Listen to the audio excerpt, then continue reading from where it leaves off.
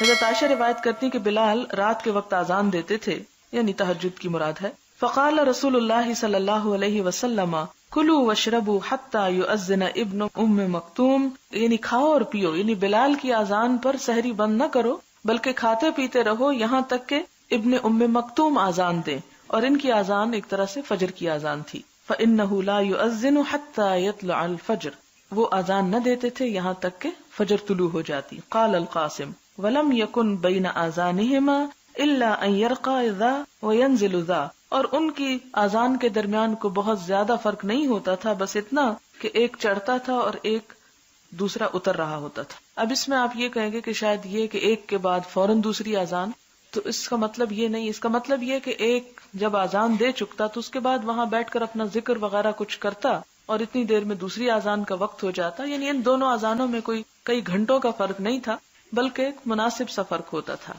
اور اس میں آپ یہ بھی دیکھ سکتے ہیں کہ صحابہ کرام کی سحری کھانے کا وقت کتنا مختصر ہوتا تھا. اور دوسری بات یہ بھی ہے کہ بہت ارلی سحری نہیں کھانی چاہیے. اس حدیث سے یہ بات بھی پتہ چلتی ہے، یعنی آخری وقت میں سحری کھانا جو ہے وہ زیادہ بہتر ہے بنسبت اس کے کہ آدھی رات کو کھا لی جائے، جس میں ایک حدیث آپ نے شاید پڑھی ہو کہ آپ صلی اللہ علیہ وسلم نے فرمایا میری امت اس وقت تک بھلائی پر رہے گی، خیر پر رہے گی جب تک وہ افطار میں جلدی کریں گے اور سحری میں تاخیر کریں گے.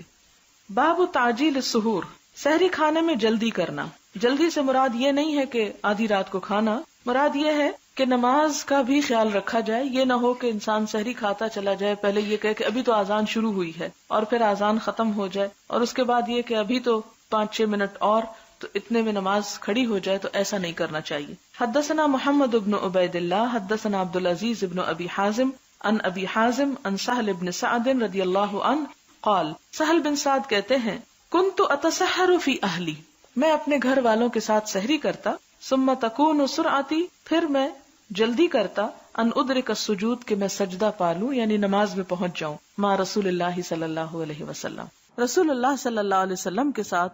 یہ اصل میں وقت بتاتی ہے سحری کھانے کا کہ سحری بالکل نماز کے قریب ترین وقت میں کھانی چاہیے، یعنی اذان کے قریب قریب. باب برکت السحور من غیر ایجاب، سحری کی برکت من غیر ایجاب یعنی بغیر واجب ہونے کے، یعنی سحری کھانا فرض نہیں. اس کا مطلب کیا ہے کہ اگر کوئی سحری نہیں کھاتا تو اس کا یہ مطلب نہیں کہ اس کا روزہ ہی نہیں ہوتا، روزہ ہوگا اس کا، لیکن سحری کھانے میں برکت ہے. لأن النبی صلی اللہ علیہ وسلم واصحابہ واصلوا، کیونکہ نبی صلی اللہ علیہ وسلم اور آپ کے ساتھیوں نے مسلسل بھی روزے رکھے. ولم یذکر السحور، اور جس میں سحری کا ذکر نہیں کیا گیا.